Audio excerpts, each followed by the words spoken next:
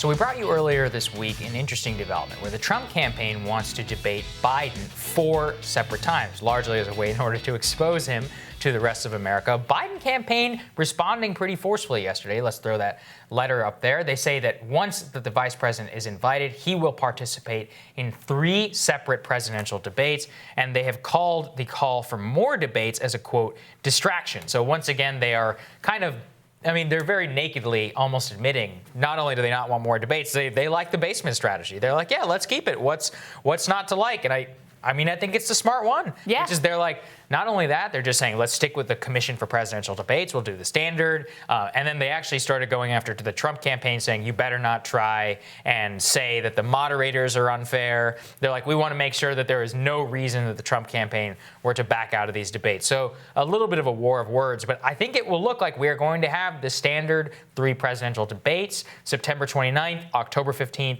and October 22, a couple of weeks before Election Day. It's going to be here before we know it. And to add, I know it's crazy, isn't it? Because this election cycle, it just feels so weird. It feels like it hasn't even gotten started, and yet here we are moving into the summer. Ordinarily we'd be really, gearing up for conventions right now. Those are going to be totally modified. To provide us a little bit of additional context around this story, originally, reportedly, Trump was thinking about not doing any of the debates because of concerns over moderator fairness. And remember, he made a show of that during the Republican primary last. There was one that he actually didn't go to, right? He skipped. And there was always a threat every time, like, maybe I'm not going to come. And so he had been thinking of employing that strategy. But I think once he had Biden as his opponent, and realized what he might be able to do to him on the debate stage, then suddenly the ground shifted to, let's have 4 debates. Let's have as many debates as Biden will agree to. No surprise here that the Biden team's like, we're good where we're at.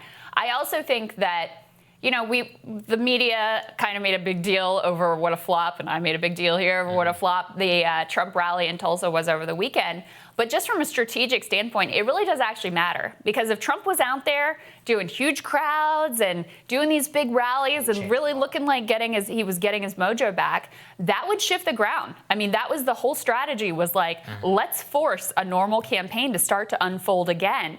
And the fact that that was such a flop, with, Brad Parscale saying it's going to be 1 million people, setting up the big outdoor stage so that you could have the overflow crowd, having to disassemble that, the empty seats, 6,200 people actually end up show up, which I actually think Biden might even be able to get that many people. That's how sad a number that is. That has really changed their plans in terms of doing these big rallies and getting back out on the road and putting that pressure on Biden to emerge from the basement. So strategically, that's why that particular failure actually really does make a difference in terms of how the summer is going to unfold. Yeah, no, that's exactly right. And really what we're seeing, it's like you said, it's so weird to be in this time and not actually have the results or cover it the same way that we normally would. And one of those is the vice presidential selection. And we actually are getting a little bit of an update on that from the New York Times. Let's throw their tear sheet up there so you can see they kind of have the 12 people that are being considered there for the vice presidency. But largely, it seems that Kamala Harris, Keisha Lance Bottoms, Elizabeth Warren, and Susan Rice are in those top 4 of the contenders. Stacey Abrams has been floated, but it's not like she's actually being vetted. Yeah. And Elizabeth Warren herself has kind of run into an issue because Amy Klobuchar takes herself out of the running, even though she was never going to get it, given the concerns over Minnesota and her own role in not prosecuting Officer Chauvin.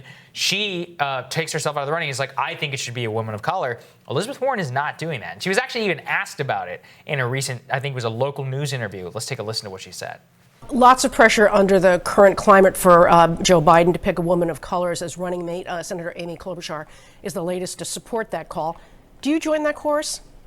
Look, any decision is up to the vice president. Every woman being considered is extremely qualified and would be an asset for the vice president, both in his campaign for the presidency and in the White House. Whoever he chooses, I am 100% committed to doing what it takes to electing Joe Biden and helping elect Democrats up and down the ballot. She's even committed, Saagar, to abandoning every last principle that she pretended to believe in to go do high dollar fundraisers for him. $6.5 million.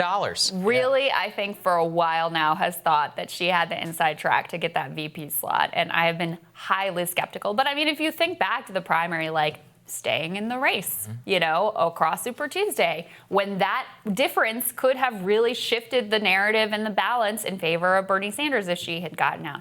Not endorsing anyone, just kind of staying hands off, when clearly her ideological ally should be, according to her professed rhetoric at least, should have been Bernie Sanders.